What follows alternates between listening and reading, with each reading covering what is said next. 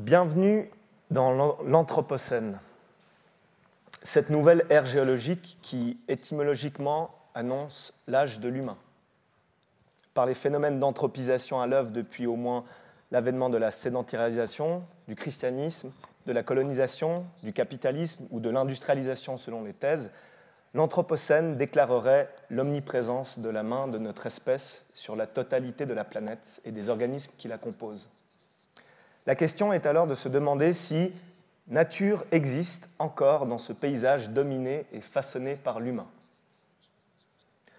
Bien sûr qu'elle existe, et elle persiste, partout où on la laisse être, dans cette part du monde que nous n'avons pas créée, dans ce que la philosophe Virginie Maris appelle la part sauvage du monde, dans le fleurissement de la biodiversité sur les sites abandonnés, dans le retour du loup en Europe, dans les herbes folles qui percent le bitume, dans nos forêts, nos mers, nos montagnes, dans nos campagnes et nos villes. Elle est partout, pour autant qu'on sache la voir. Dans un monde de technologies fétichisées, de mégalopoles hyper-densifiées et hermétiques, de produits standardisés qui ne reflètent plus que l'image de nous-mêmes et qui auraient conduit à, comme le dit Jean-Christophe Bailly, vider la nappe phréatique du sensible, la nature writing nous invite alors à lutter contre l'extinction d'expériences de nature, en portant une attention toute particulière à l'expression de sa manifestation, de notre place dans celle-ci, de notre unicité à celle-ci. L'auteur Rick Bass disait que plus on continue à détruire la nature sauvage, plus on aura besoin d'écrire des histoires qui parlent de cette nature sauvage pour lutter contre tout risque d'amnésie environnementale.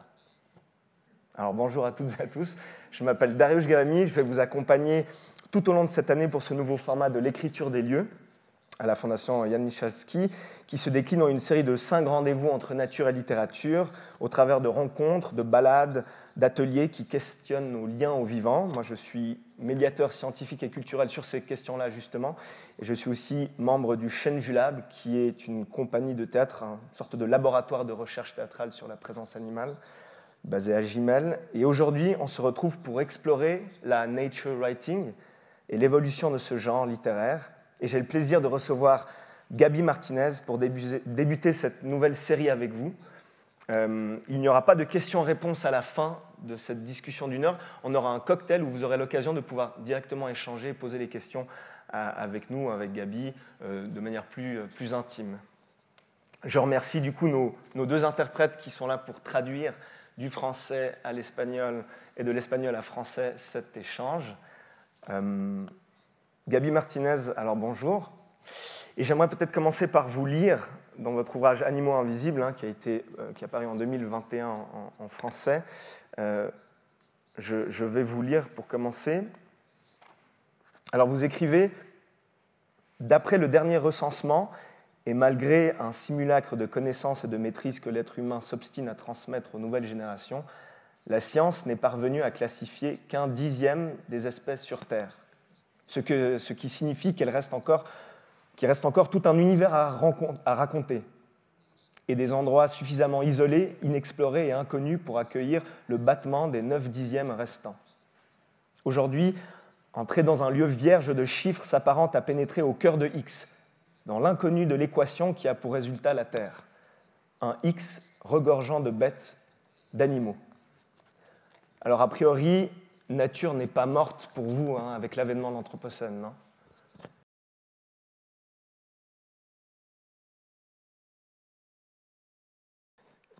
Buenas tardes. Bonjour à tous. D'abord, merci infiniment à Dariusz et merci à nos interprètes et merci à la Fondation Michalski et merci à tout le public présent. Cette citation est tirée du livre Animaux invisibles et ce projet vise précisément à rappeler que même si nous avons l'impression que tout a été répertorié, que nous savons tout, que tout a été dit, eh bien, il y a de nombreux animaux qui échappent encore à notre vision et à notre imaginaire. Et je pense que c'est cet aspect-là qui est le plus frappant. Nous avons perdu de vue des animaux qui existent pourtant et qui créent tout un substrat qui enrichit toute la diversité qui nous caractérise. Ce projet d'animaux invisibles est né précisément à partir de ce que nous ne voyons pas. Et en Ouganda, à l'époque, j'étais sur le point d'entrer dans la savane et j'ai aperçu une cabane de rangers qui avait affiché une affiche d'un oiseau. Alors on s'apprêtait à aller voir des éléphants, des lions, etc. Et il y avait un poster d'oiseaux. Et ils m'ont dit, mais qu'est-ce que cet oiseau? Et ils m'ont dit que c'était une sorte de pic. Et parce que simplement, on le voit très rarement, on n'arrive plus à le voir. Et au terme de quelques années, après une enquête journalistique, je me suis rendue au Pakistan sur les traces d'un zoologue autodidacte qui s'était mis à la recherche du Yéti. Alors, il n'a pas trouvé le Yéti, mais il a perdu la vie après 15 ans dans les montagnes de l'Hindoukouche parce que il avait lancé ce projet pour apprendre à connaître les montagnes comme personne ne les avait connues. Et il a vécu au Pakistan, dans une région où on avait vu Oussama Ben Laden en vie la dernière fois, avant que les Américains ne disent qu'il avait trouvé la mort. Personne n'avait vu le cadavre de Ben Laden. Et dans ces montagnes-là, quand je me suis rendue sur place en 2009, on disait qu'il était mort. Et donc, Jordi Magraner, ce zoologue, a découvert une nature impressionnante sur place. Et il a mené une existence qui lui a permis, à un moment donné, dans la vallée du Panchir, quand tout s'est fermé suite à la guerre et à la neige également, les aliments ne passaient plus, les médicaments ne passaient plus vers cette région. Et les services secrets pakistanais et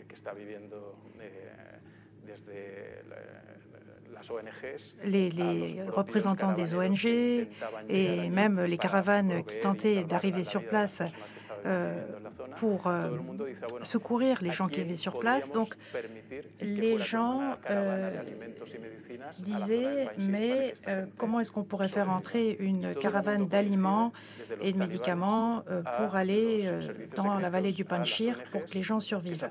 Et tout le monde pensait que cette personne, c'était Jordi Magraner, parce qu'il avait passé 15 ans sur place, bon, un peu moins à l'époque, à la recherche du Yéti. Donc, voilà l'idée qui m'a fait penser à cette variété, cette espèce de pic en Ouganda, cet oiseau en Ouganda, et cela m'amène à l'idée que cela construit notre imaginaire. Et donc, d'où la question de tous ces animaux que nous ne voyons pas et qui, malgré tout, nous construisent comme individus. Et même si l'on parle beaucoup de l'Anthropocène et de la façon dont nous conditionnons le devenir des autres espèces, alors le fait est qu'on intervient beaucoup, mais il y a aussi tout ce qui est dans le hors-champ, tous ces animaux qu'on ne voit pas et qui interviennent avec les autres espèces végétales, avec tout ce qui est vie marine, etc. Et si on ne s'y prend pas bien, il risque d'en finir avec notre espèce. En réalité, l'espèce qui est menacée, c'est la nôtre. Donc, l'espèce qui est en danger, l'espèce qui est menacée, si on ne change pas de dynamique, c'est bien la nôtre. Et Thomas Berry, un naturaliste, l'a bien montré et il a évoqué cette idée de la grande conversation. Selon lui, il fallait une grande conversation entre l'homme et les autres êtres vivants, car sinon, notre espèce risque de ne pas survivre. Parce que le fait est que nous sommes les derniers arrivés et que les autres forces de la planète, si elles unissent leurs forces, risquent de supprimer l'espèce qui leur fait du mal, c'est-à-dire nous, notre espèce. On va revenir sur cette idée de grande conversation comme médium, justement, pour essayer de se lier à autrui, à cette altérité, à la nature. Mais parlons un peu de vous. Vous êtes journaliste, écrivain catalan, vous êtes né en 1971. Vous êtes un auteur prolifique, hein, vous êtes identifié comme l'une des grandes figures du courant des nouveaux récits espagnols. Et bien que vous avez publié de nombreux ouvrages variant les genres, vous êtes devenu un auteur incontournable de la nature writing. Avant de revenir sur votre travail en deuxième partie, vous avez évoqué plusieurs de vos ouvrages là, j'aimerais qu'on explore ensemble l'histoire de ce genre, qu'on retrace un petit peu l'évolution de ce nature writing, qu'est-ce qu'on entend par là. Ici en Europe, en Occident, on connaît un peu moins, on parle d'éco-poétique, d'éco-critique, de zoopoétique, mais le terme nature writing qui signifie plus ou moins la même chose, n'est pas courant ici. Est-ce que vous pouvez nous décrire en quelques mots voilà, qu'est-ce que c'est que la nature writing et les spécificités même de ce genre littéraire? Sí, bueno, Oui. por darle un marco, Alors, sería, pour como dice la propia palabra, vous la donner un literatura contexte, de naturaleza, cela concerne que la littérature qui arrancaría porte sur la nature. lo que Et son los autores que cela apuntan a la englobe naturaleza, les que intentan auteurs dar un vuelo qui literario, parlent de la nature incluido en también tentant puede ser d'avoir une approche littéraire, aspectos científicos y o compris filosóficos, en pero traitant sobre d'aspects todo la scientifiques fuerza ou philosophiques. del nature writing Mais está en la la force poesía que du contiene nature esa writing literatura. figure No dans es la un texto poésie que científico, contient la no es littérature. un Donc, texto ce ne sont pas puramente des textes filosófico, sino que es scientifiques la ni purement interacción entre lo que philosophiques, sería, bueno, mais la une mirada, interaction por supuesto, entre del une autor, vision, un regard de l'auteur con una potencia et poética lo une bastante force grande como poétique para conmovernos. suffisamment Sería un grande poquito, más pour o nous menos, émouvoir. Voilà esta idea. plus ou moins Esto comment je es le lo que définirais. se sitúa Et en 1854, en cuando 1854, publica Henry David Thoreau lorsque Walden, Henry aunque David Thoreau Susan Fenimore publie Cooper es una Walden, mujer, igual por eso el orden a lo eh mejor bien, lo han modificado, no lo sé, on voit pero le escribe début de su cette diario tendance, rural mais cela commence en 4 réalité años aussi antes. avec Fenimore Cooper 4 Ese ans es plus el tôt. marco, un Voilà poco. donc un petit Cuando peu le aparece contexte también con général. Ralph Waldo Emerson, Et avec y el Ralph Waldo trascendentalismo, Emerson et avec le toda una mirada en la transcendentalisme, de on a autores que aussi están toute cette mirando lo que vision es d'auteurs el alma humana qui y ven que su examinent alma l'âme tiene una humaine et traslación ils voient directa que en l'âme el alma de todo lo que est le rodea. directement Entonces, reliée es et una reflétée proyección. dans tout ce qui Ven su l'entoure. interior Donc, proyectado c'est en todo une lo que les rodea projection. y Ils ven voient que que se leur hacen âme conforme se va intérieure est haciendo el projetée entorno. dans Ahí ce también están dans le cansados por monde la qui guerra les de entoure. secesión. Et Hay puis, un il y a agotamiento aussi la guerre de político que sécession, yo creo il y a que es l'épuisement común muchas politique veces a cuando à l'époque, la literatura de la qui est naturaleza un point commun qui pega permet fuerte. Suele l'éclosion ser cuando está, de la sociedad está más bien du nature cansada writing, de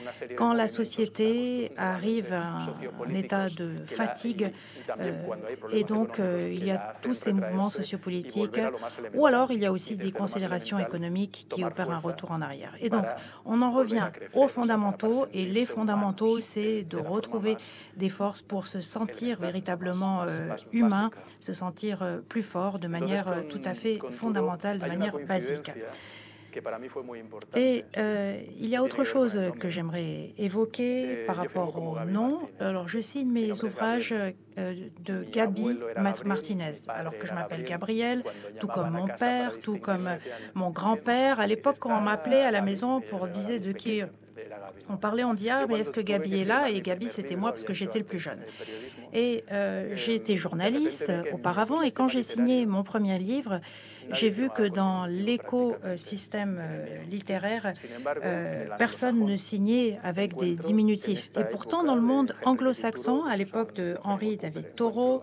ou de a Fenimore Walt Cooper, Whitman, il y avait un Walt poeta que escribe Whitman. Hojas de hierba. Walt Whitman, Y qui a él écrit dice, Feuilles d'herbe, quiero un poète, et hablarle a mis il lectores como le hablo a mis avait amigos, como le hablo a mi décidé familia. qu'il Y él souhaitait firma établir como une Walt. Entonces relation ahí se avec abre ses toda una lecteurs línea comme en la avec cual tú ses vas a amis, et encontrar donc il a desde Tom signé Wolfe ses a livres Tom Walt. Spanbauer, Donc, vas a et encontrar a un ensuite premio Nobel Tom como Wolfe, Toni Toni Morrison, vas a encontrar a Morrison, un presidente de los Estados ou Unidos, même un Bill président des Clinton, États-Unis, Bill firmando como Clinton, diminutivo, ont porque tous están utilisé leur horizontalizando la diminutif conversación. pour Y se de repente mettre ahí sur le même encontré yo plan la que leurs fuerza lecteurs pour para créer cette decir, relation pues venga, voy horizontale. a firmar como Gaby. Et moi Al aussi, cabo de j'ai unos años décidé de supe, signer mes livres entonces no lo Gaby. sabía, no había leído la biografía Et de je n'avais Thoreau, pas encore lu que Henry la David Thoreau biographie de Thoreau à l'époque, mais en réalité, Henri David Thoreau ne s'appelait pas Henri David Thoreau, mais David Henri Thoreau. Et il a choisi d'inverser l'ordre de ces deux prénoms.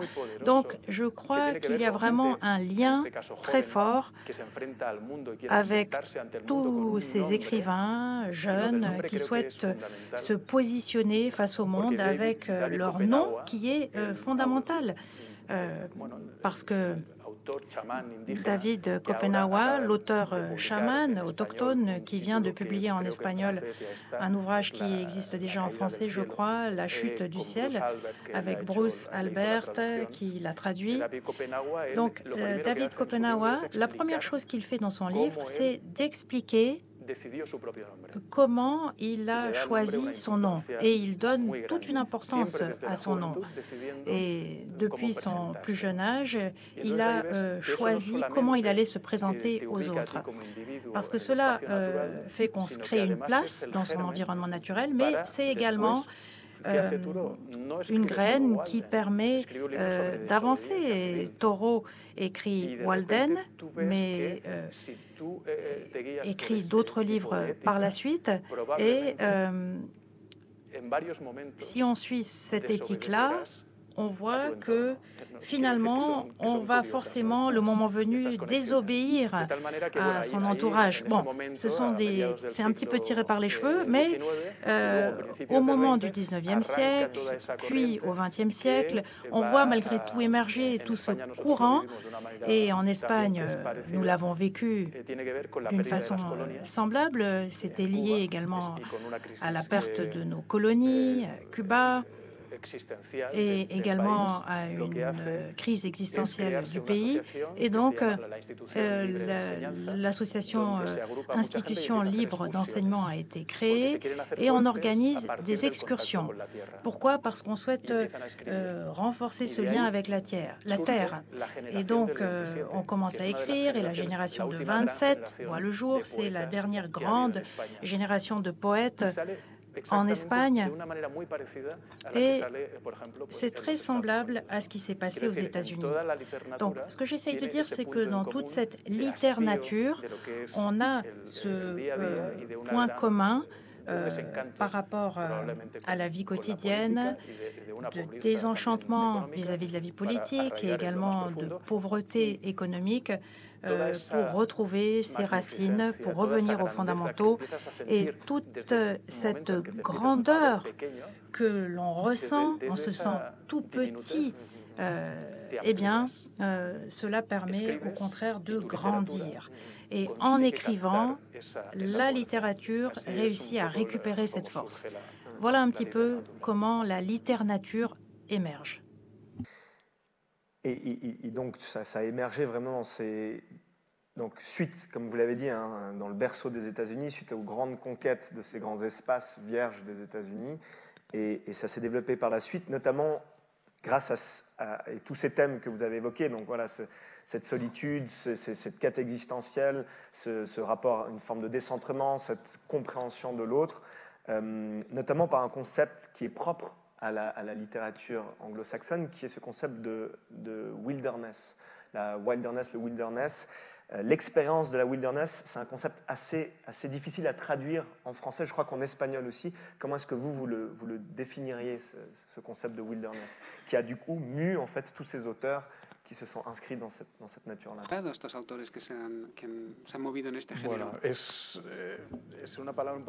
Alors, ce terme de wilderness, effectivement, est assez difficile à traduire parce que c'est également lié aux grands espaces. Et ces grands espaces nord-américains, en l'occurrence, qui sont liés à tous ces discours ou ces écrits sur la nature. Donc, ce sont de grands espaces qui s'étendent sur des kilomètres et des kilomètres de désert ou de forêt. Et je crois que c'est lié à ce qui est encore vierge, ce qui est encore inexploré, ce qu'on n'a pas encore réussi à corrompre. C'est peut-être aller un peu loin, mais en tout cas, où l'on n'est pas encore allé. Et donc, c'est difficile de le transposer chez nous parce que, bon, ici, on a une nature magnifique autour de nous, mais malgré tout, la présence humaine est toujours perceptible. invisible. Alors on peut peut-être le lier à ce que John Muir, à l'époque, évoquait au début du XXe siècle ou à la fin du XIXe, qui parlait des espaces à protéger. Donc, l'idée de la préservation. Alors, il y a la conservation de la nature et la préservation de la nature. Alors, la préservation, c'est l'idée que cette nature sauvage, cette wilderness, reste vierge, que la main de l'homme n'empiète pas dessus, qu'on n'y touche pas. Et le parc national de Yosemite, par exemple, contient d'énormes zones où l'être humain n'intervient pas. Et puis, d'autre part, il y a tout le courant conservationniste, de conservation de la nature, où on pense plutôt qu'on peut s'occuper de certains lieux, mais en établissant un dialogue avec la présence de l'être humain et l'intervention de l'être humain. Et cela ne serait pas la wilderness, mais cela ressemble plutôt à ce que John Muir proposait pour le parc de Yosemite. Ouais, et on reviendra sur cette idée justement d'imbrication entre l'histoire humaine et l'histoire naturelle. Et c'est vrai que ce concept de wilderness, je pense qu'on n'arrive pas à se le représenter, nous, ici en Occident ou en Suisse, mais qu'il y a aussi cette controverse d'un espace désertique qui doit être isolé aussi de toute, de toute interaction humaine. Vous avez parlé d'unicité avec la nature, de porosité avec la nature, et c'est des termes et des concepts qui sont propres au genre. On le retrouve chez de nombreux auteurs précurseurs, mais aussi chez des auteurs contemporains. Je pense par exemple à Annie Dillard ou Nan Shepard, qui cherchent ce que j'appelle une sorte de compagnonnage avec les éléments. Et c'est une pensée assez subversive parce qu'elle essaie de se détacher justement d'un rapport peut-être plus conquérant qu'on pourrait avoir avec la nature. Nan Shepard écrit dans son ouvrage phare La montagne vivante, qui est paru en 1974, non pas le récit d'une quête et de ce que ça fait de gravir la montagne, mais davantage de ce que ça fait de vivre avec la montagne. Donc c'est plutôt l'observation que la conquête, plutôt le mélange que la verticalité. Ici, et j'aimerais la lire, elle écrit « Je n'étais pas intéressé par la montagne elle-même, mais par ses effets sur moi, comme le chat ne caresse pas l'homme, mais met lui-même contre ses jambes. Mais comme je vieillissais et devenais moins autosuffisante, je commençais à découvrir la montagne en elle-même. Tout me devint bon, ses contours, ses couleurs, ses eaux, ses rochers et ses oiseaux. » Ce compagnonnage, alors, pour vous, est-ce qu'on peut être ami avec une montagne? Est-ce que vous avez déjà été ami avec un lieu? ¿Y has sido amigo de un Ça lugar? ressemble à quoi? ¿A qué se parece? Bueno, sin duda, ¿no? Oui, Creo que, très certainement. de hecho, ahora ya se está dando el effectivement, estatus de persona on a ríos, a donne montañas. le statut de personne à des fleuves, à des montagnes, et le lien qu'on arrive à créer avec un lieu est indéniable. Mais être ami avec une montagne, peut-être que ça ne marcherait pas au singulier, parce on n'est pas ami d'une montagne en particulier, mais de toutes les montagnes à proximité en réalité. Et on est ami avec quelque chose avec lequel on collabore, qui t'aide.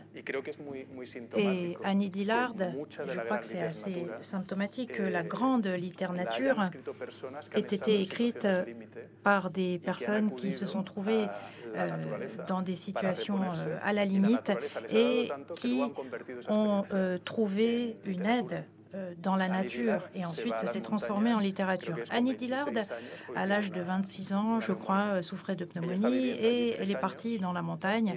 Elle y a passé 3 ans et le livre commence plus ou moins au début par une punaise d'eau qui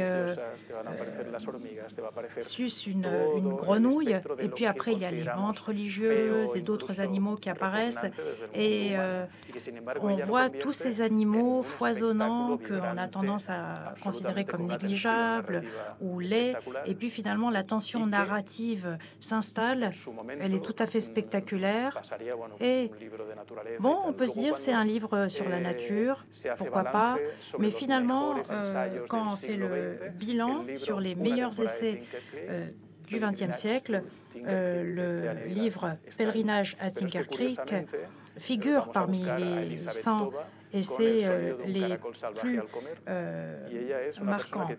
Et on a d'autre part une autre autrice qui souffre avec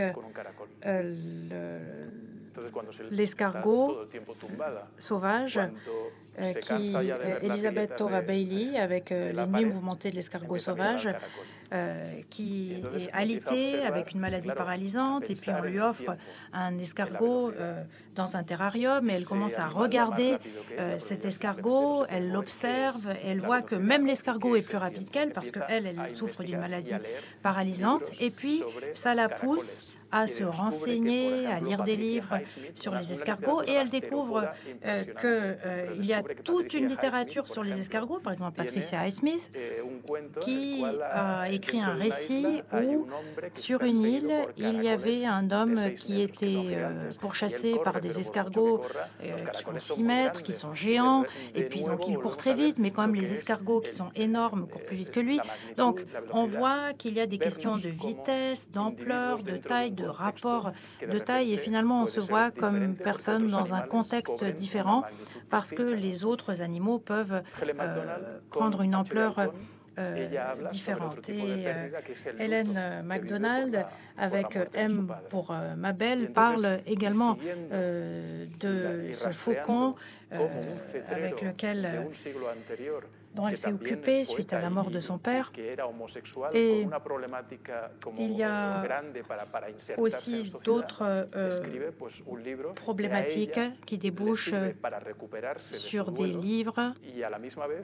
Et en l'occurrence, Hélène MacDonald, tout en s'occupant de son faucon, écrit une œuvre littéraire. Mais ce sont là des exemples parmi d'autres, il y en a d'autres. Donc, comment est-ce qu'on pourrait ne pas considérer comme son ami, en l'occurrence ce faucon, ou alors ces montagnes, où Annie Dillard trouve refuge pour guérir de sa maladie? Je crois que c'est à ce moment-là que, comme personne, eh bien, peut-être que jusque-là, on a vécu dans une ville et qu'on pense que la montagne ou un delta n'est pas forcément son ami, mais effectivement, il faut changer de vision, changer de comportement par rapport à ce qui nous entoure. Et aussi peut-être s'interroger ce que l'élément en question, l'être en question, le lieu en question nous procure. Peut-être, c'est aussi avant tout ça, c'est qu'il y a cette relation et il y a cette rencontre, et puis ensuite ce que ça nous fait. Et l'amitié, c'est peut-être ça aussi, c'est cet échange, et c'est comment ça nous meut d'une certaine manière, ça nous traverse. Je veux juste revenir sur cette évolution aussi du genre. En Europe, il existe une tradition différente dans notre rapport à l'espace. On n'a pas d'étendue vierge aussi sauvage et vaste qu'en Amérique du Nord. Juste à titre comparatif, je sais que par exemple le Montana, qui est un lieu extrêmement sauvage, a la superficie de l'Allemagne, alors qu'en Allemagne on a plus de 80 millions d'habitants, alors qu'au Montana ils sont 1 million. Donc on a un rapport une échelle complètement différente. Comment est-ce que justement la nature writing s'est exportée et différenciée dans le monde, peut-être aussi en Espagne chez vous, avec les spécificités propres de d'autres cultures et de d'autres lieux? Aquí hay algún ejemplo que es como muy. Alors, il y a un exemple qui est très curieux, parce que la nature, finalement, elle se niche dans tous les coins. Et Robert Macfarlane, à l'époque, avec un livre qui a été traduit par Nature morte en espagnol, a fait une expérience très intéressante. Il a décidé qu'il allait expliquer des lieux où on trouve encore une nature sauvage en Grande-Bretagne. Et donc, il va étudier les rivières, les fleuves, les vallées, les crevasses, où on peut ressentir cette expérience. Et finalement, si on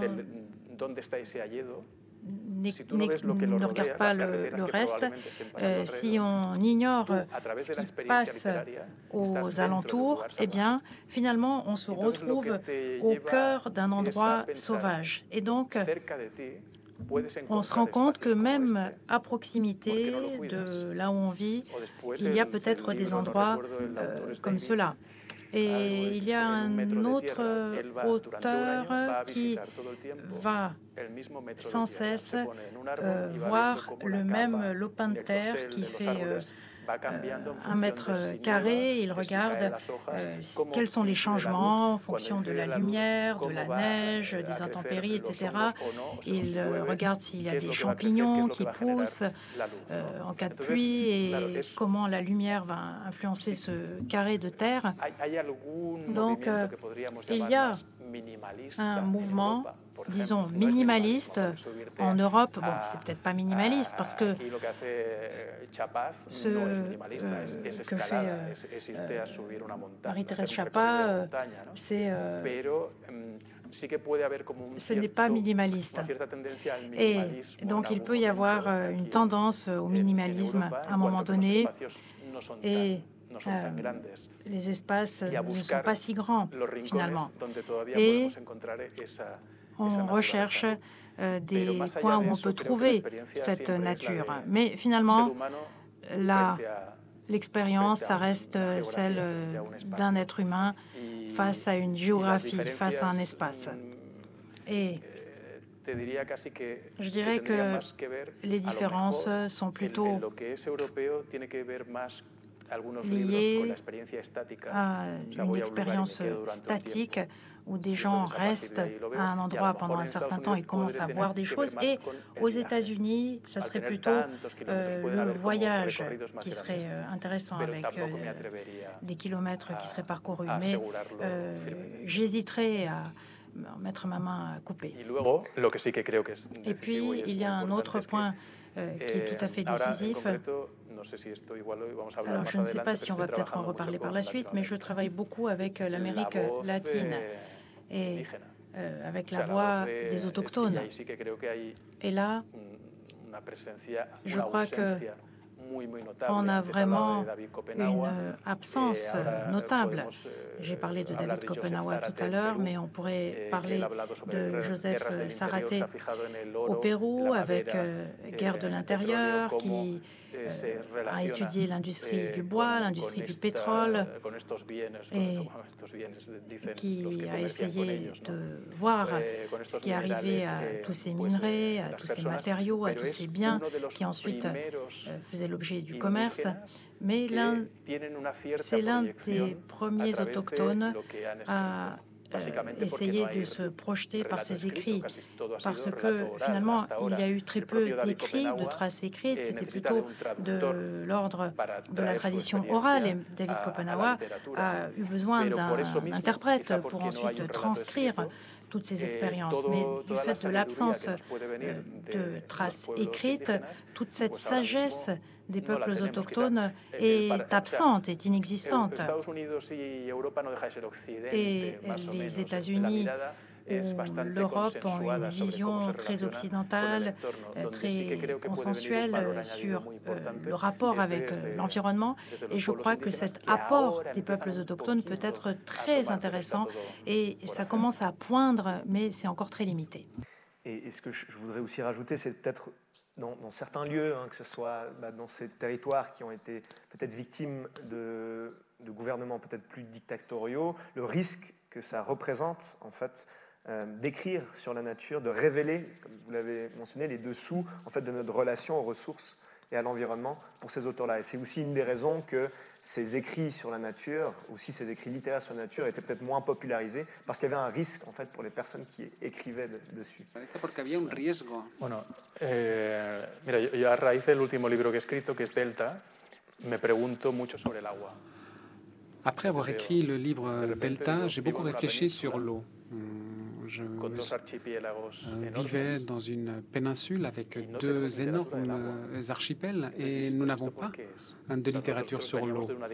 Pourquoi? C'est parce que effectivement, nous avons vécu une dictature après laquelle une transition a commencé Une transition au cours de laquelle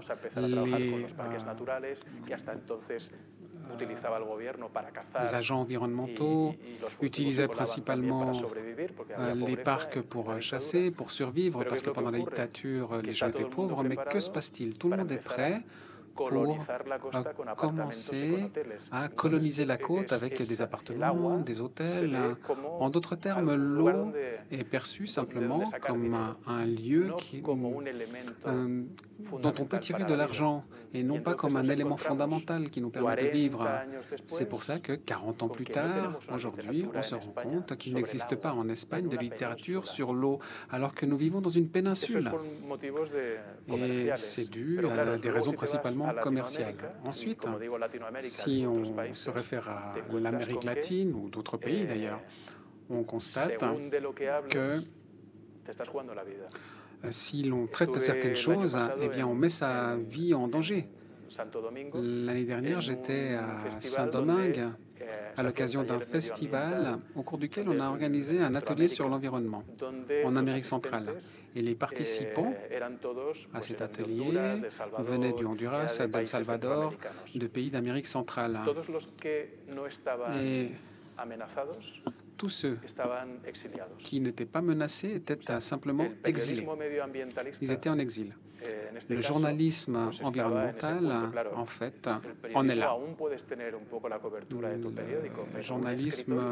Le journaliste peut compter sur la protection du journal parfois, mais un écrivain, qui le protège? Comment peut-on se lancer dans cette activité?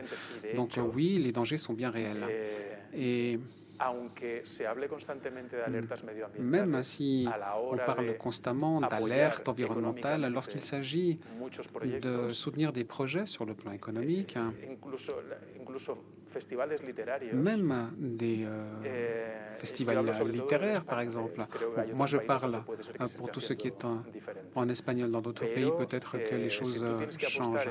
Mais s'il faut parier sur des genres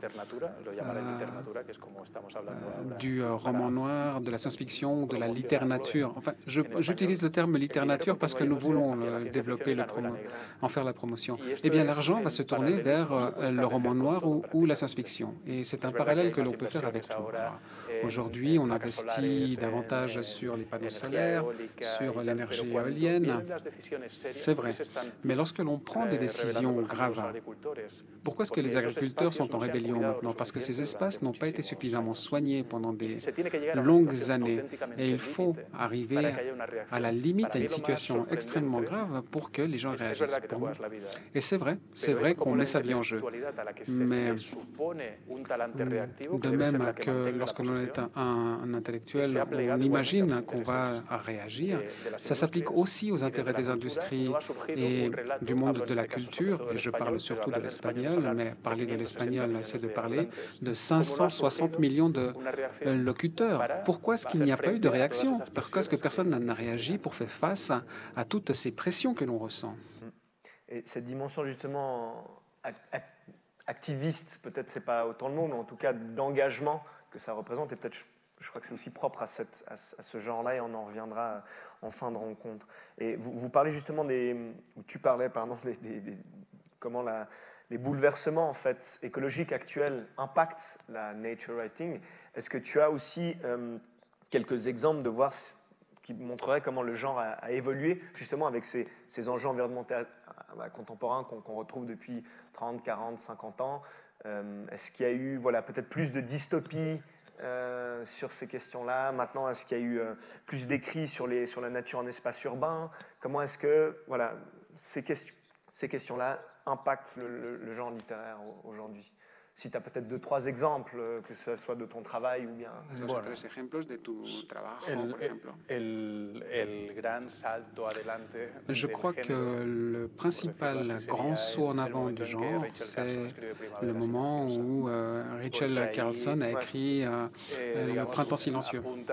Parce qu'effectivement, elle met précisément le doigt sur les excès qui sont en train d'être commis et qu'elle dénonce. Et c'est à partir de là en fait, que surgit cette littérature. La littérature est apparue vers la fin du 19e siècle, le 20e siècle, début du 20e. Rachel Carson a simplement été la première à écrire d'une autre manière sur la littérature, qui est celle de la volonté de dénoncer. Et les enjeux étaient énormes. En 2015, il y a une dizaine d'années, Robert Macfarlane et Mark Cocker ont eu un débat très intéressant. L'un critiquait l'autre parce qu'il disait qu'il écrit d'une manière un peu trop diplomatique, qu'il renonce à justement cette manière de dénoncer et que face à l'urgence environnementale, il faudrait être beaucoup plus ferme et peut-être ne pas tourner autour du pot et aller directement à la critique. Macfarlane, quant à lui, nous dit que d'une manière peut-être plus poétique, un peu plus sensuelle,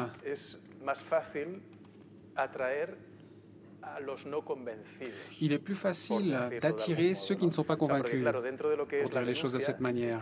Parce qu'effectivement, dans le fait de protester, nous trouvons l'écologisme de toujours, les scientifiques, les militants. Mais comment attirer ceux qui ne sont pas convaincus, c'est-à-dire le reste de la population? Et nous en sommes encore là. Comment faire en sorte que les non-initiés, c'est-à-dire que les gens qui ne savent même pas ce qu'ils peuvent tirer d'un escargot, d'un faucon, d'une montagne, d'une rivière, ouvrent ce livre et soient éblouis. Quel monde, j'en veux plus encore. Alors Macfarlane pense qu'il est préférable de parier sur la beauté, sans jamais oublier pourtant cette volonté de dénoncer, parce que je pense qu'aujourd'hui il est très difficile d'écrire sur la nature et de ne pas aller dans le sens de dénoncer. Alors, dans le delta du Llobregat, près de Barcelone, je suis beaucoup un photographe qui, grâce à l'obturateur et aux images immobiles, parvient à créer des tableaux avec les mouvements des animaux. Et lui disait qu'il y allait souvent avec son grand-père qui lui montrait des détails de la plage, comment étaient les poissons, la rivière, comment ils vivaient à l'époque. Et lui, alors, il dit que je m'en souviens toujours avec émotion, avec tendresse, parce que j'ai développé ma vie artistique avec ce sentiment.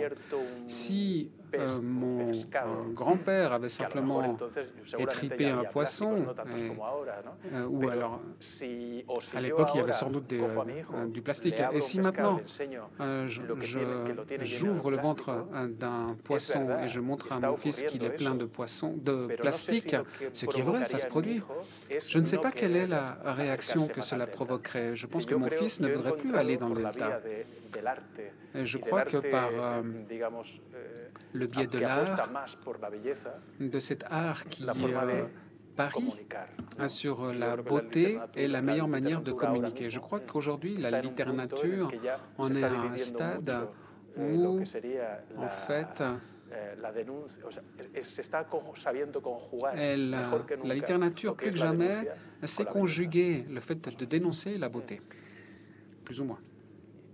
Anne Simon, qui a été présente ici, philosophe, parlait justement que l'éco-poétique est une éco-politique avant tout. Et c'est assez intéressant comme justement les écrits sur la nature ont influencé énormément les mouvements d'écologie, que ce soit les écrits précurseurs comme Thoreau, comme les écrits de Rousseau à l'époque, mais aussi aujourd'hui les récits qui dénoncent en cette dimension. On remarque que la politique, ou en tout cas que l'action militante, ou qu'elle soit militante ou bien aussi à l'intérieur de la société, a besoin de ces histoires-là, a besoin de pouvoir construire en fait comment on agit en société par des histoires et notamment par l'histoire littéraire.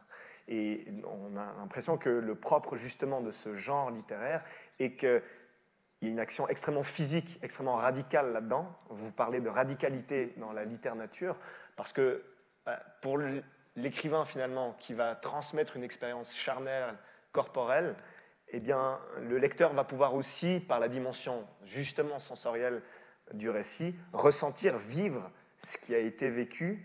Et donc, on remarque souvent que pour défendre le problème avec l'environnement, c'est qu'on a besoin de connaître ce qu'on défend, d'une certaine manière. Et à travers le récit de littérature, eh bien, il y a une sorte, pour le lecteur, de connexion, en fait, charnelle par le style propre, en fait, à ce genre-là. C'est effectivement très important. Une anthropologue a beaucoup écrit à propos de la littérature.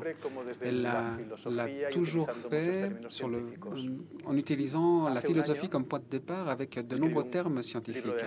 L'année dernière, elle a écrit un recueil de nouvelles. Et donc, elle est passée directement dans le domaine de la fiction pour pénétrer sur cette dimension beaucoup plus sensuelle. Et bien entendu, après, nous avons beaucoup d'expérience à la première personne, qui a beaucoup à voir avec ce qui est instinctif, ce qui est primitif. Mais je pense que nous devons aussi nous souvenir comment est-ce que l'on vend les livres de littérature aux gens qui n'ont été peu en contact avec ce genre littéraire. On parlait tout à l'heure de Thoreau, et on nous disait que Thoreau était allé dans la forêt pour tout oublier. Et lui vivait à 1,5 kilomètre du village. Un voisin allait le voir au quotidien. On raconte que ses sœurs, lui, lavaient ses sous-vêtements. Donc, quels sont les récits que l'on fait de la nature? Comment est-ce que nous avons constitué notre propre idée de ce qu'est la nature? Walter Berry, dans le jeu de la fin du monde,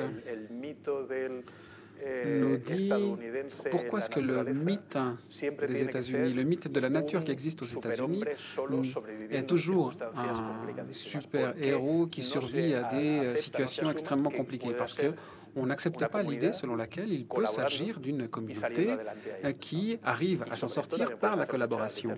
Et avec ça aussi, on peut beaucoup écrire, c'est-à-dire collaborer avec des tensions. S'il n'y a pas de tension, peut-être que le livre ne fonctionne pas. Les tensions doivent bien surgir quelque part.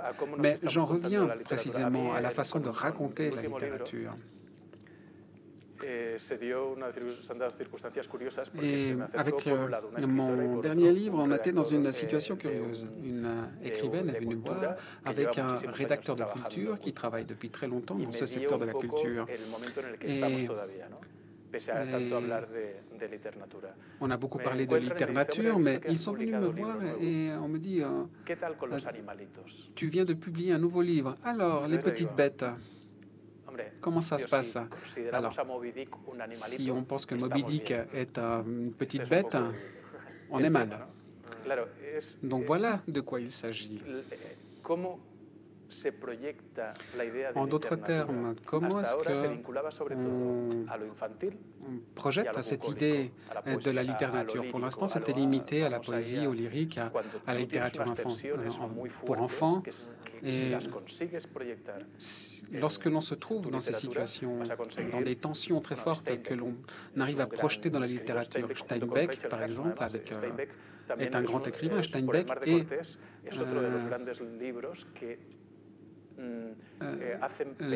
Rachel Carson, Steinbeck a donné un regard nouveau sur l'environnement. Et Steinbeck juste avant et Rachel Carson juste après. C'est intéressant, on a l'impression que du coup, il y a en fait cette nécessité de pouvoir raconter la marge, d'être des auteurs de la marge et de pouvoir, c'est un peu ce que le titre justement d'Animaux invisibles, de pouvoir faire entendre, donner à voir ce qu'on n'a pas l'habitude de voir ou ce qu'on ne fait pas attention, ce dont on ne fait pas attention, on ne prête pas l'œil. Et donc il y a des enjeux assez intéressants à faire connaître. Vous parlez de manière d'être vivant alternatif.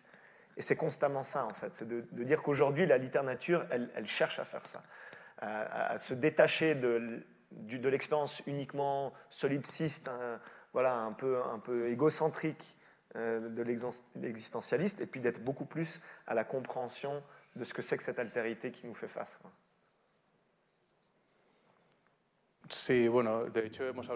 Oui, alors, on parlait tout à l'heure de désobéissance civile, de punaises d'eau géantes et de tout ce qu'on nous a raconté, donc qu'on nous a toujours présenté comme étant périphérique, comme étant l'altérité. Bon, moi, j'ai vécu dans un quartier de la banlieue de Barcelone, et pour moi, le centre, c'était mon monde à moi. Et c'est ce que Eliane Broom dit actuellement avec l'Amazonie. Qu'est-ce que le centre? Peut-être que nous devons changer de centre et décider que le centre, c'est l'Amazonie, ou alors le centre, c'est le Mont Blanc, ou alors c'est le delta de l'Èbre. Donc, créer de nouveaux centres collectifs et comprendre que finalement les villes, ce sont les succursales des lieux où se concentre la biodiversité, donc changer de point de vue. Et cette idée de marge qu'on a essayé de nous inculquer, il faut la revoir et il faut construire des récits. Pendant longtemps, j'ai écrit des récits de voyage et on m'appelait toujours pendant l'été pour réaliser des entretiens parce que finalement tout ce qui est Soudan, Ouganda, Chine n'intéresse les gens que pendant l'été. Et donc je me suis dit, mais comment est-ce que je peux faire passer tout cet intérêt des voyages d'une autre manière? Et j'ai essayé de voir comment je pouvais développer cette idée, et c'est là que les animaux invisibles sont arrivés, parce que ça permet de voyager et en même temps de créer des liens avec des animaux qu'on ne va peut-être jamais voir, mais on va se familiariser avec tous les gens qui vivent autour, et on va voir quel est le rôle, quel est le statut de cet animal, dans quel écosystème il s'insère. Et donc, animaux invisibles, c'est un petit peu pour un écosystème le cadavre dans un polar. Donc je me suis dit, mais comment est-ce que je peux faire passer toute cette littérature sur la nature à mes proches? À chaque fois qu'on parle de livres sur la nature, les gens disent « Ah oui, j'ai lu un livre de nature writing ».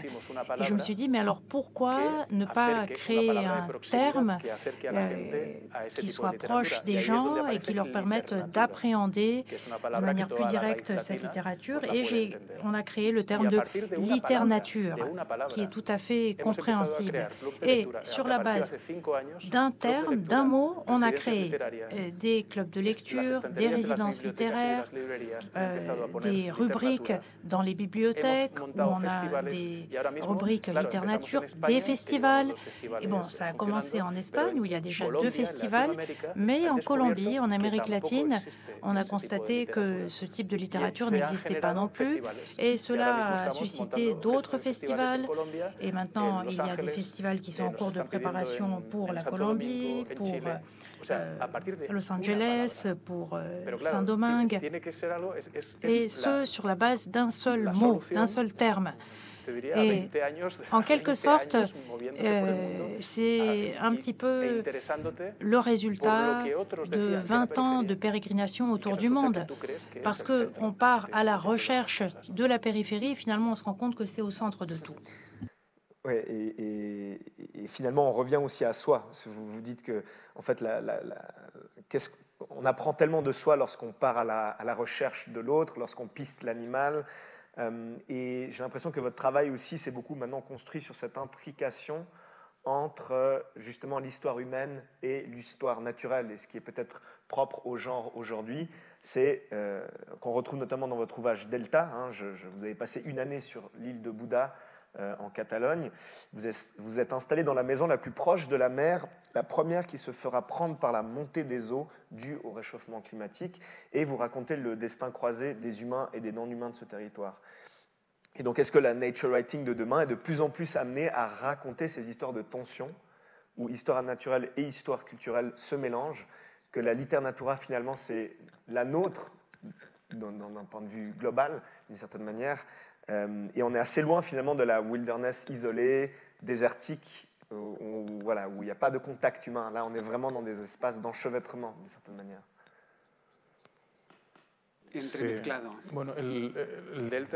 Oui, alors le delta est une zone très intéressante pour différentes raisons. Parce que le delta a été préservé de la spéculation immobilière. Il est loin de Barcelone et de Valence, qui sont les deux grandes villes à proximité.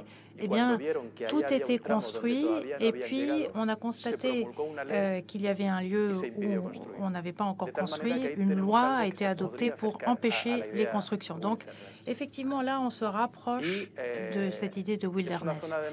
Et d'autre part, c'est un secteur qui est une frontière, parce que c'est un delta, pour commencer, donc avec la confluence entre le fleuve et la mer. Et moi, à l'époque, j'approchais des 50 ans, mon père était malade, et donc toute cette idée du delta m'a rapproché de cette idée de fin, de limite, et donc je me suis installée dans cette dernière maison avant la mer et qui allait également être la première à être engloutie par la montée des eaux le moment venu. Alors comment est-ce qu'on appréhende la fin, les fins? Et je crois qu'en fonction de la façon dont on appréhende la fin, ça conditionne notre façon de vivre et cela est étroitement lié à notre vision de la mort. Et le delta, d'autre part, c'est une autre frontière parce que c'est à la confluence de la Catalogne, de Valence, de l'Aragon, et il y a aussi des taureaux, mais qui ne sont pas forcément les mêmes qu'au nord de la Catalogne, ou encore ceux de Séville. Et puis, c'était donc toute une zone de confluence tout à fait passionnante. Et puis, il y a tous les animaux qui cohabitent, qui coexistent sur place. Et au moment où j'ai eu l'idée de ce livre et où j'avais lu tous ces ouvrages de littérature tout au long de ma vie, je me suis dit, comment est-ce que je peux refléter toutes ces tensions avec un flamant rose qui est peut-être vénéré et abhorré en même temps sur un même territoire, parce qu'il y a tous les agriculteurs qui cultivent du riz, il y a pas mal de rizières là-bas, et les flamants roses viennent piétiner les rizières, et donc ils aimeraient bien pouvoir les abattre. Mais par contre, l'industrie touristique, elle, qui est bien présente, veut qu'il y ait le plus possible de flamants roses pour attirer les touristes, même si voilà, il y a des installations de camping là-bas. Donc, mais si on multiplie les flamants roses, eh bien, qu'est-ce qui se passe? On a 40 000 flamants roses qui sont concentrés au même endroit, et puis cela déséquilibre l'écosystème. Donc, ces tensions-là, je les ai très bien perçues. Et puis, il y a aussi toute la problématique de la chasse, des chasseurs, des agriculteurs qui cultivent le riz, les écologistes. Et il y a aussi le point de vue de quelqu'un qui est inattendu, le propriétaire de cette île de Buda qui s'oppose à différents acteurs. Et finalement, en 2016, il se rend compte que ce qui se passe à Vanuatu et à Kiribati va finir par arriver chez lui aussi, avec la montée du niveau des eaux qui risque d'engloutir ses propres territoires dans le delta. Et donc, c'est un petit peu la même chose que le cas de Fabrizio Salina dans le Guépard de Lampedusa. À un moment donné, Fabrizio Salina vit à un endroit et il est à l'aise, il maîtrise la situation, mais il y a un mouvement sociopolitique qui fait qu'il va perdre son empire. Et le personnage de Delta, Matteo Gallard, va connaître le même sort, mais plutôt que pour des raisons sociopolitiques, ça sera pour des raisons environnementales. De par le changement climatique, il va perdre toutes les cultures de riz sur cette île. Alors, comment est-ce que, à partir du moment où on sait qu'on va tout perdre, on interagit avec les autres? Donc, en fonction de la faim, comment est-ce qu'on vit? Et le but de cette narration, c'était d'avoir à la fois un essai avec pas mal de sources scientifiques et également l'aspect existentiel, parce que moi, je vivais sur place. Et on m'a dit, bon, alors on te donne un vélo, et si tu vois que la tempête approche, alors il faut vraiment prendre tes jambes à ton cou, pédaler super vite le long des rizières, ou alors il faut monter sur le toit de la maison et rester et attendre qu'on vienne te chercher. Voilà donc quel était le plan. Et puis, après avoir vécu sur place, j'ai transformé une dune en bureau, et j'aime beaucoup le film Smoke avec William Hurt. Et maintenant, oui, Harvey Keitel. Et Harvey Keitel, tous les jours, va prendre en photo le coin de la rue depuis son kiosque, et il prend une photo. Et moi, j'ai fait la même chose, là où j'avais installé mon bureau, sur cette dune, sauf l'été, où j'allais me baigner à la plage. Et j'avais donc une immensité, un énorme espace à ma disposition, où j'étais seule. Et la Société des parcs naturels et les propriétaires l'avaient permis. Et on n'était que 3 sur place, dans cet immense espace. Et parfois, je ne les voyais même pas de toute la journée. Donc, effectivement, je me suis installée là-bas. Et donc, il y avait à la fois le récit sur la vie que j'ai passée sur place, et puis tout ce cœur autour. Tout ce récit choral de toutes ces personnes qui étaient autour de moi et auxquelles je participais. Et bon, j'ai changé le nom des personnes qui apparaissent dans le récit, j'ai changé certains points, certains faits, parce que j'ai vu des choses, on m'a raconté des choses que je ne pouvais pas retranscrire, parce que sinon on risquait de nous faire des procès, et puis je n'aurais pas eu des preuves matérielles pour prouver des choses qui se passaient, y compris en pleine nuit, où je ne pouvais pas prendre des photos et je ne pouvais pas témoigner contre des personnes qui avaient vécu certaines situations, parce que c'était une parole contre une autre. Mais je souhaitais aussi refléter malgré tout ces tensions, et puis aussi les émotions et les expériences de ces personnes. Et également tout ce collectif, tout ce cœur représenté par les animaux. Et c'était très important de comprendre. Et j'en reviens à cette démarche que représente la littérature aujourd'hui. Il y a donc tout ce cœur, entre guillemets, qu'on appelait cœur dans toute la littérature, qui est un cœur humain, mais en réalité, si on est attentif à tous ces changements des montagnes, des flamants roses, des libellules qu'on considère désormais comme nos amis, eh bien, pour cet univers choral, il faut tenir compte de toute la biodiversité. Et ce que j'essaye de faire dans ce livre, c'est de l'exprimer par une œuvre littéraire. Donc, on est dans un delta où on a l'eau de mer, l'eau douce, la boue, les sédiments. Et dans le texte, on a toute cette confluence entre l'autobiographie, tout ce récit choral, tout ce mélange, tout cela s'entremêle et constitue un même projet. Et l'idée, c'est de le recevoir de manière artistique et avec émotion. Et ça interroge justement sur peut-être les êtres ou les éléments de tension qui nous forgent et qu'on peut côtoyer. Ici, par exemple, on a la présence du loup qui peut représenter aussi, comme d'une certaine manière, les flamants rouges, cette espèce d'animal qui fait le lien entre différents protagonistes, différentes problématiques, et qui peut peut-être justement permettre de les dépasser.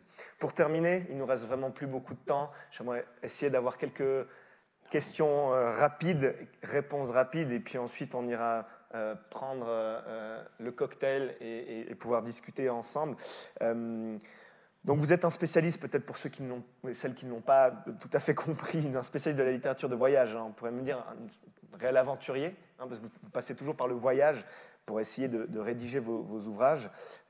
Et pour brièvement parcourir les différents ouvrages que vous avez écrits, vous en avez cité beaucoup. Hein, vous avez parcouru les côtes chinoises pour Los Mares de Wang, plongé dans la mer, dans la grande barrière de corail en Australie pour Enna Barrera, enquêté sur la mort d'un zoologiste au Pakistan, hein, vous l'avez évoqué dans l'histoire vraie d'un homme qui cherchait le Yéti, devenu berger de moutons en Sibérie d'Estramadure pour Un Cambio de Verdad, ou encore pister les animaux méconnus dans Animaux invisibles, hein, comme on a évoqué, encore d'autres ouvrages.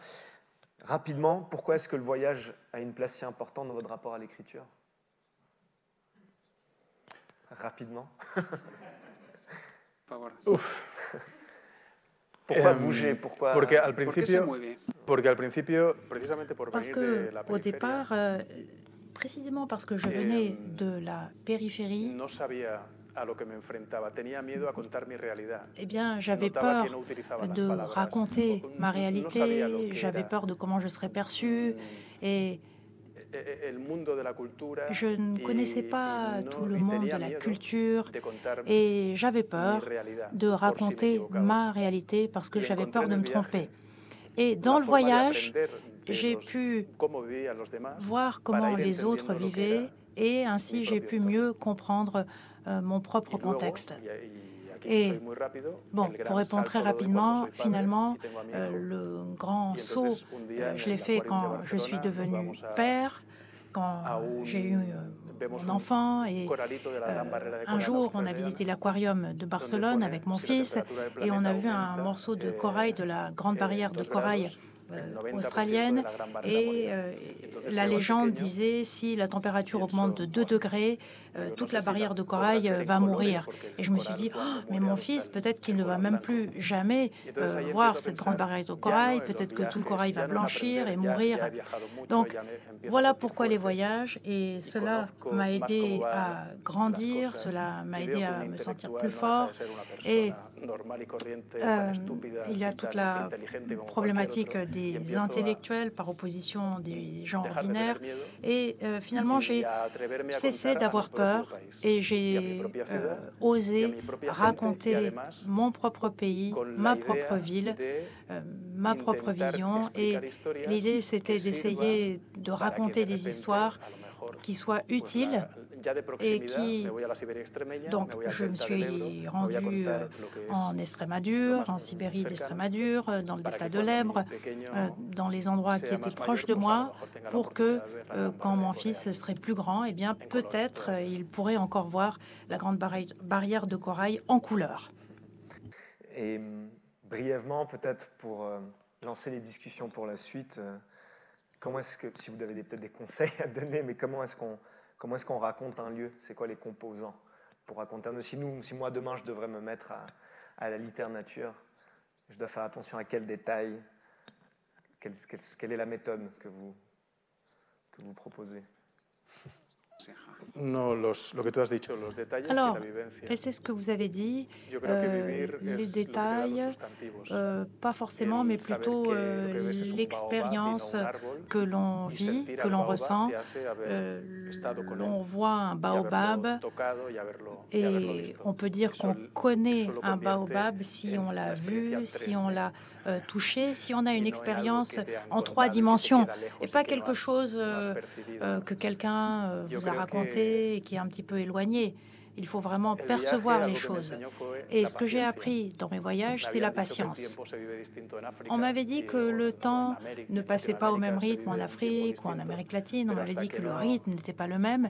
Mais entiendes que tant qu'on n'est realmente pas allé sur el place, autocar que tenía que on ne salir a comprend pas las 7 no va a que salir hasta las l'autocar qui 7 devait pero de la partir tarde y que tienes que à estar 12 7 heures du horas, o a lo matin mejor hasta el va día peut-être siguiente. partir à 7 heures, mais 7 heures Y du un día, soir, et qu'on doit y otro attendre día, 12 heures ou peut-être y même otro día, y 24 siempre es igual, heures ou hasta que encore un no jour de plus, etc. interiorizas Et que hay otros il faut tiempos, intérioriser ce rythme decir différent. que esa gente vive con un tiempo Et distinto es muy fácil.